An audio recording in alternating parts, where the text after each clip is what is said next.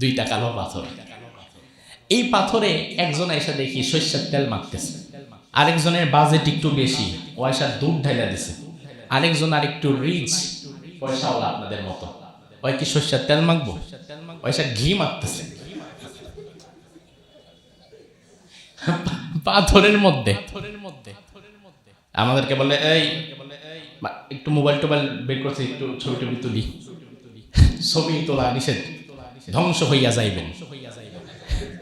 ঠিক আছে, ধ্বংস হওয়া লাগবে না, তবুও আমি আড়ালে 2-4টা ছবি টবি তুলে রাখছি। আল্লাহ বাঁচাইছে, এখনো ধ্বংস হয়নি। দুধ মাখে, তেল মাখে, ঘি মাখে। আমি দেখলাম এই জায়গাটা দিয়ে মোটামুটি দুর্গন্ধ সৃষ্টি হয়ে গেছে, কারণ যে যখন আসে সে তার সামর্থ্যের আলোকে কিছু একটা মাখে। আমি চিন্তা করি যার বাজেট আরো কম সে যে কি মাখে আল্লাহ না ভালো জানে। এখন একসাথে অনেক পদার্থ মাখাতে এটা অপদার্থ হয়ে গেছে।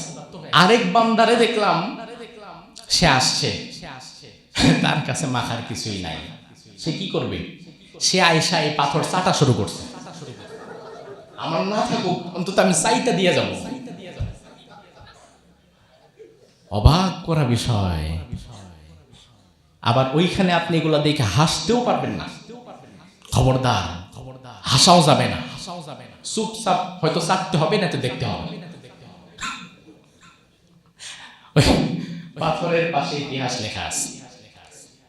ইতিহাসে লেখা আছে যে এই পাথরটা অমুক পীর সাহেব কেবলা আন্দামান দ্বীপপুঞ্জের কোন একটা জায়গা থেকে নিয়ে আসছিল চুরি করে লেখেন, এটা আমি বললাম, নিয়ে আসছে পকেটে করে। পাথরটা আনার সময় এটা নাকি খুব ছোট ছিল।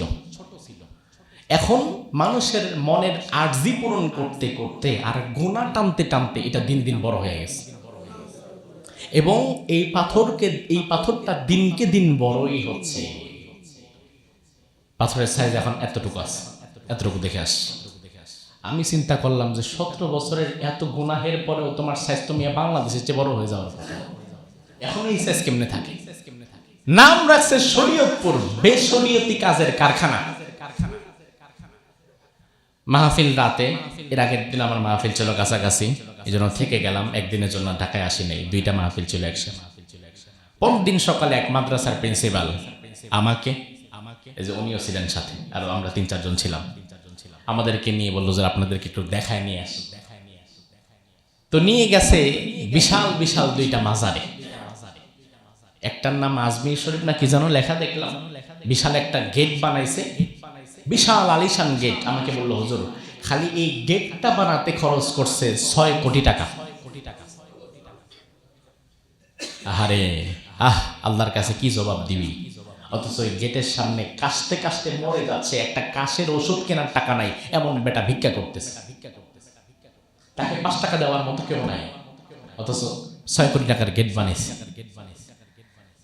এর কাছাকাছি আরেক জায়গায় নিয়ে গেল, নামটা না বললে তো একবারই চিনবেন না, নামটা বলে ডাকি চেনার জন্য। সুরেশ্বর নাম শুনছেন তো?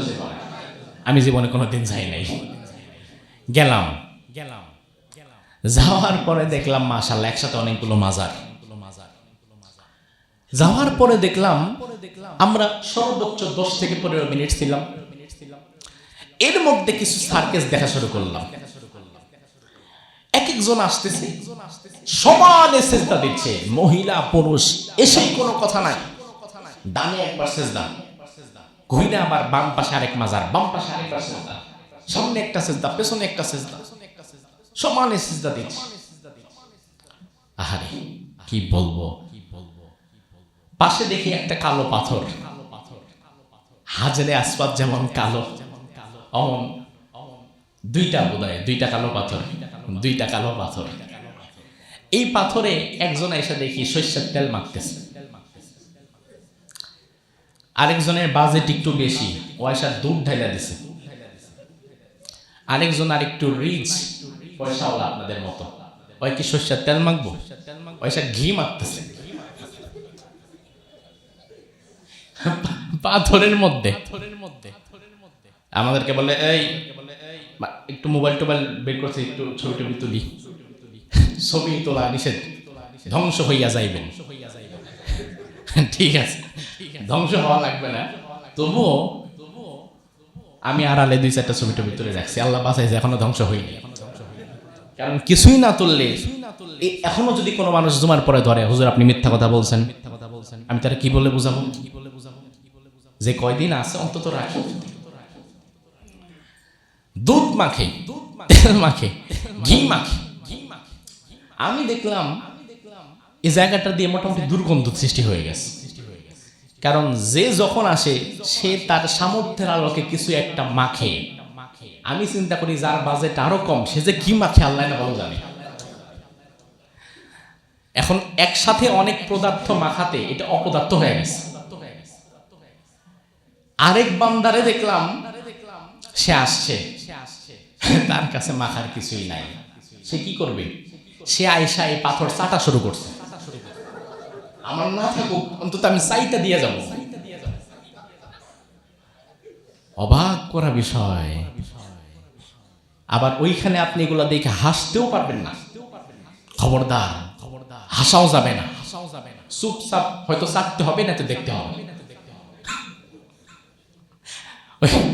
পাথরের পাশে ইতিহাস লেখা আছে, ইতিহাসে লেখা আছে যে এই পাথরটা অমুক পীর সাহেব কেবলা আন্দামান দ্বীপপুঞ্জের কোন একটা জায়গা থেকে নিয়ে আসছিল চুরি করে লেখেন, এটা আমি বললাম, নিয়ে আসছে পকেটে করে। পাথরটা আনার সময় এটা নাকি খুব ছোট ছিল। এখন মানুষের মনের আর্জি পূরণ করতে করতে আর গোনা টানতে টানতে এটা দিন দিন বড় হয়ে গেছে, এবং এই পাথরটা দিনকে দিন বড়ই হচ্ছে। পাথরের সাইজ এখন এতটুকু আছে, এতটুকু দেখে আসছে। আমি চিন্তা করলাম যে 17 বছরের এত গুনাহের পরেও তোমার সাইজ তুমি বাংলাদেশের চেয়ে বড় হয়ে যাওয়ার কথা, এখন এই সাইজ কেমনে থাকে? আহারে, এই পাথরে চুমু দিলে এই পাথর গুনাহ মাফ করবে এমন বিশ্বাস আপনি রাখেন? এই পাথর তো বাদ দেন, কাবা শরীফে যে পাথর লাগানো আছে, ইভেন হাজরে আসওয়াদ আপনার মনের কোন আশা পূরণ করতে পারবে, কাবা শরীফ আপনার কোন মনের আশা পূরণ করতে পারবে, এই ধারণা আপনি রাখেন? অসম্ভব। আমার মনের ইচ্ছা বাসনা, আমার তাকদীর একমাত্র আল্লাহর হাতে। এই ভালো মন্দ সবটা করার মালিককে আল্লাহ বলেন, ওয়া ইয়ামসাসকাল্লাহু বিদুররিন ফালা কাশিফা লাহু ইল্লা হু ওয়া ইউরিদকা বিখাইরিন ফালা রাদ্দা লিফাদলি। আমি আল্লাহ যদি কারো কল্যাণ করতে চাই তার কল্যাণ করার মতো ক্ষমতা দুনিয়ার কারো নাই। আবার আমি আল্লাহ যদি কারো কল্যাণ করতে চাই তার অকল্যাণ করার ক্ষমতাও দুনিয়ার কারো নাই। তাইলে কল্যাণ অকল্যাণ দেওয়ার মালিক একমাত্র কে? তাহলে আমাদের দেশে আমি দেখে আসলাম, কয়দিন আগে দেখলাম বলেন, তাহলে আমি তো দেখলাম 15 মিনিট, তাহলে আজকে কি বন্ধ হয়ে গেছে? হাজার হাজার মানুষ প্রত্যেক দিন সেখানে যাচ্ছে। আহা, হায় রব, সেজদা দিয়া কপাল ফাটায় ফেলতেছে, পাথরের চুমা দিয়া সাইটা জিব্বা ক্ষয় করে ফেলাইতেছে। কি মানুষ, মনুষ্যত্ব কোথায় গেছে? মাহফিল কমিটি এগুলা দেখে আমি বললাম যে আজকে কিন্তু আমি এই বিষয়ে কথা বলবো। হুজুর মাফ চাই, দোয়া চাই, যা কথা আপনি ঢাকায় গিয়ে বললেন, এইখানেই কথা বলি। কেন? কারণ এইখানে আমরা সংখ্যালঘু হয়ে গেছি। এগুলা বললে আমরা এলাকায় টিকতে পারবো না, কারণ আমাদের বাপ চাচাদের মধ্যে যারা আছে এরাও এখানের মুড়ি। তাহলে বলেন, একটা বৃহৎ জনগোষ্ঠী শিরকের মধ্যে ডুবে আছে, যেখানে আপনি একটা কথা বলতে পারেন। তবুও আমি পরবর্তীতে পাশের এলাকায় আরেকটা মাহফিল ছিল, ওখানে গিয়ে বলে আসছে যে আল্লাহ তাআলা আপনাকে অস্তিত্ব থেকে অস্তিত্বে এনেছেন, যে আল্লাহ তাআলা মাতৃগর্ভে আপনাকে রিজিকের সন্ধান দিয়েছিলেন, যে আল্লাহ তাআলা দুনিয়াতে আসার পরে আপনাকে রিজিক দিয়েছেন, অক্সিজেন দিয়েছেন, আপনার বেঁচে থাকার সকল উপরোকনগুলো আল্লাহ সুবহানাহু ওয়া তাআলা ব্যবস্থা করে দিয়েছেন। দুনিয়াতে 4 মাস আপনার স্ত্রী আপনার কাছে আছে, তাকে বাজার ঘাট করে দিয়েছেন, জামা কাপড় কিনে দিয়েছেন। সেই স্ত্রী যদি সামান্যতম আপনার হক অন্যজনের সাথে শিরিক করে, আপনি তাকে ডিভোর্স দিয়ে দিবেন, তালাক দিয়ে দিবেন, এক মুহূর্তের জন্য তাকে আপনি রাখবেন না, আপনার ব্যক্তিত্বে আগুন জ্বলে ওঠে।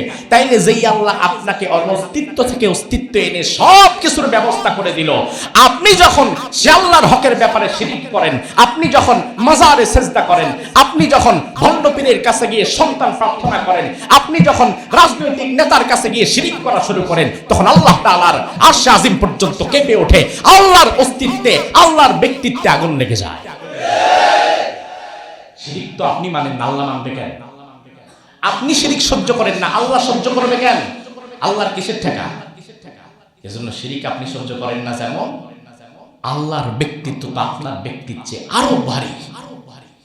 আপনার ব্যক্তিত্বের চাইতে কোটি কোটি হাজার হাজার কোটি গুণ বেশি শাখসিয়ত এটা আল্লাহ তাআলার। আল্লাহর পার্সোনালিটি সম্পর্কে তো আপনার কোনো ধারণাই নাই। আল্লাহ তাআলা কোরআনে বলছেন, ওয়ামা কদারুল্লাহ হাক্কা কদরি, দুনিয়ার মানুষ তো আমার কদর যেভাবে করা লাগে ওইভাবে কদরটা করতেও পারলো না। ওয়াল আরদু জামিআন কবদাতুহু ইয়াউমাল কিয়ামাহ, সে যে জমিনে বসে বাহাদুরি করে, আল্লাহ বলছেন আমার ব্যক্তিত্ব কতটা দেখো, যে জমিনে বসে সে বাহাদুরি করে, রাজনীতি করে, এত বড় বড় হুমকি ধমকি দেয়, এই করবে সেই করবে, সিনা ফেলবে। ও মানুষ তো জানে না এই পুরা জমিনটা আমি আল্লাহ তাআলা আমার এক হাতের মধ্যে নিয়ে নেব। ওয়াসসামাওয়াতু মাতওয়িয়াতুম বিয়ামিনি, গোটা সাতটা আসমান আমি ভাঁজ করে আমার আরেক হাতের মধ্যে নিয়ে নেব। তাহলে এত ক্ষমতা যার, তার ব্যক্তিত্ব কি আপনার চেয়ে কম হবে? কম হবে? তাহলে আপনি শিরিক সহ্য করেন না, আল্লাহ কোন দুঃখে সহ্য করবে? এজন্য আল্লাহ সব সহ্য করে, শিরিক সহ্য করে না। শিরিক করেছেন তো মরেছেন, শিরিক করেছেন তো শেষ হয়ে গেছেন, আপনাকে বাঁচাবার মতো আর কেউ নাই। এজন্য আমার ভাইরা শিরিক অনেক ভয়ঙ্কর। আল্লাহ রাব্বুল আলামিন কোরআনের মধ্যে বললেন, ইন্নাশ শিরকা লাযুলমুন আযীম, শিরিক হচ্ছে ভয়াবহ জুলুম। কোরআনে আল্লাহ রাব্বুল আলামিন 18 জন নবীর নাম নিয়েছেন একটি আয়াতে। 18 জন নবীর নাম, 18 জন নবীর নাম নিয়ে পরবর্তী আয়াতে আল্লাহ বললেন, ওয়ালাউ আশরাকু লাহাবিতা আনহুম মা কানু ইয়ামালুন, ওই নবীরাও যদি কোনোদিন শিরিক করতো তাদের আমলগুলো আমি আল্লাহ বরবাদ করে দিতাম। এবার আল্লাহ তাআলা বিশ্বনবীকে ইন্ডিকেট করে বলছেন, নবী লা ইন আশরাকতা, আপনি যদি কোনোদিন শিরিক করেন, লা ইয়াহবাতান্না আমালুক, আপনার আমল ধ্বংস হবে, ওয়ালা তাকুনান্না মিনাল খাসিরিন, ক্ষতিগ্রস্তদের মধ্যে আপনিও শামিল হয়ে যাবেন। আমার ভাই, বিশ্ব নবীর দ্বারা জীবনে শিরিক খাওয়ার বিন্দু মাত্র পসিবিলিটি আছে, তারপরেও আল্লাহ বিশ্ব নবীরে এত বড় ধমক দিলেন কি কারণে? তার কারণ হচ্ছে বিশ্ব নবীকে বলার মধ্য দিয়ে মূলত আল্লাহ উম্মতে মুহাম্মাদীকে বুঝিয়েছেন। বিশ্ব নবীকে বলার মধ্য দিয়ে মূলত আল্লাহ আমাদেরকে বুঝিয়ে দিয়েছেন শিরিক এত ভয়ঙ্কর গুনাহ।